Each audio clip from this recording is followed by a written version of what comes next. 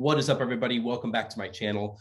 Today, we're going to be talking about a common question that I've been getting recently, and it's about the Federal Reserve. And if you've been paying attention to the news cycle recently, you've probably heard that the Federal Reserve is starting to plan to taper their quantitative easing program that they started back in March 2020 due to the COVID crisis. And basically, what happened in March 2020 was the market crashed.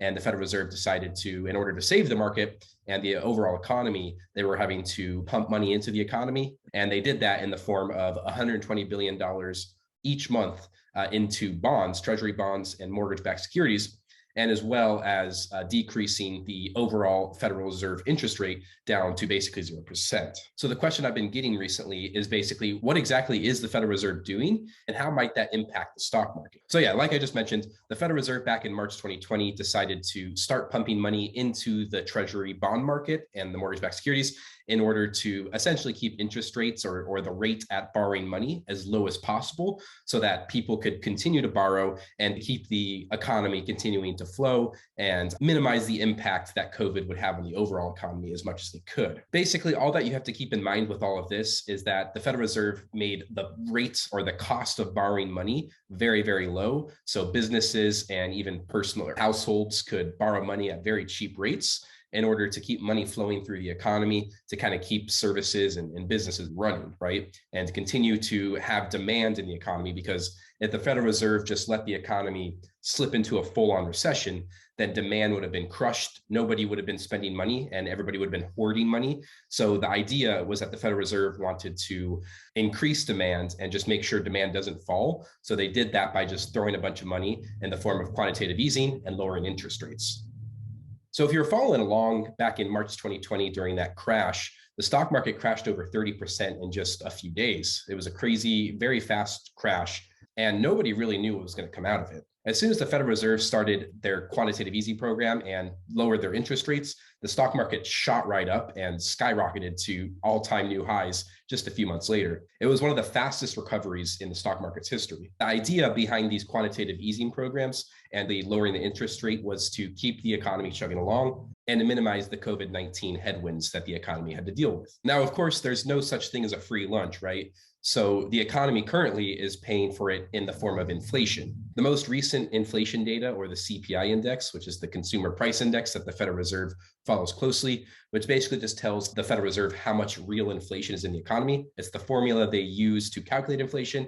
Now, whether you think it's an accurate formula or not, that's the formula that the Federal Reserve decides to make decisions on. And as of October 2021, that CPI data was 6.2%. So inflation was 6.2% for the past 12 months as of October 21. Now, this is well above the Federal Reserve's 2% per year inflation target. So there's definitely some worry amongst the Federal Reserve officials, and that maybe the Federal Reserve will have to pull back the economic stimulus they created a lot faster than they expected, which is exactly what the Federal Reserve is planning on doing. In November, they announced that they were going to slowly decrease the amount of quantitative easing. Like I mentioned earlier, in March 2020, they started the $120 billion per month of quantitative easing to basically keep the economy floating and give it the support they thought it needed. Now they are planning to slowly roll back that support and let the free market basically take over a little bit by bit. Now, this reduction in quantitative easing started in November. They started, I want to say, like the end of November was the first part of the reduction. Their plan is to reduce by $15 billion a month.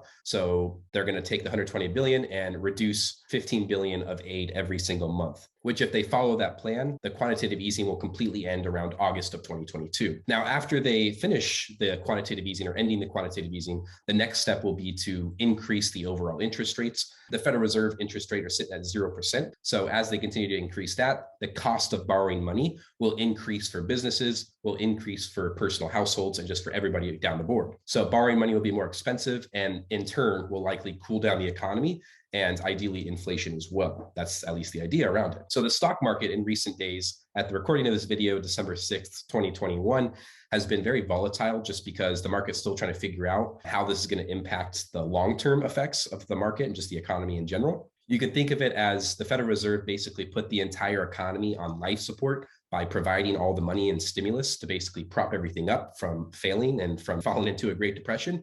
And now they're slowly starting to take the economy off that life support and kind of see what happens. So what will this do? What will reducing quantitative easing and increasing interest rates do? This will likely first start to cause interest rates, like mortgage interest rates, to go up, and just the cost of borrowing personal loans or business bonds, like the price of borrowing money, will increase down the board. This will, in theory, start to cool down the overall economy and ideally inflation as well, since decreasing the supply of money will basically increase the demand of money. Since there's going to be less money flowing around, that might actually be bullish on the overall dollar and could lead to an overall slowdown in the stock market and the real estate market. With inflation hitting that 6.2% mark back in October, I think it's important that the Federal Reserve does start to push on the brakes, because if inflation does continue to rapidly increase, that's going to be severely bad for people who are on fixed incomes or even just on a single income from a job, because you're constantly getting eaten alive by that inflation rate. The Federal Reserve is basically kind of in a pickle right now. They have to decide between managing inflation and managing the overall economy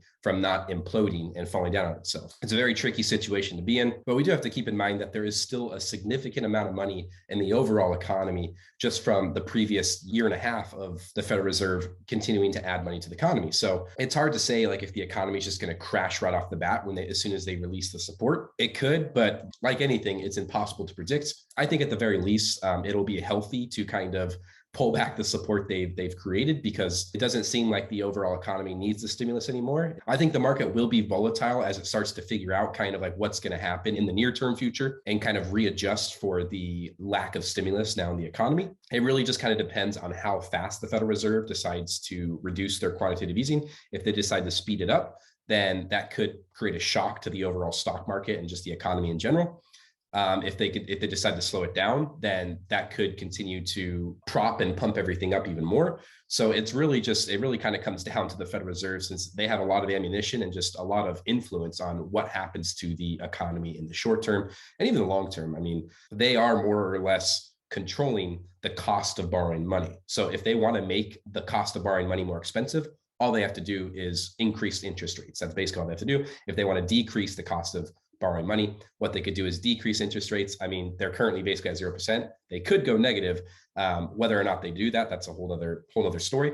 But the quantitative easing alone basically creates additional stimulus to keep the economy chugging along and keep everything propped up. So what should you do about it? If you're a long-term investor, nothing. I mean, I'm a long-term investor. Everything I invest in within the stock market, I plan on holding for 15, 20, 25 years. So this is just a blip in the map. I mean, this is all just like short-term speculation. It's impossible to predict what's going to happen exactly, or even when it's going to happen. You could predict maybe what's going to happen, but even if you're right, when it's going to happen is a whole nother story. So that's why I'm a big fan of just staying in the market. Don't try to time the market. Time in the market always beats trying to time the market. So yes, I mean, although the volatility can be scary, I think if you're investing for 10, 15, 20, 25 years plus, what's going to happen in the short term is pretty much irrelevant, and just to continue to hold the assets that you have decided to accumulate and keep the long-term vision.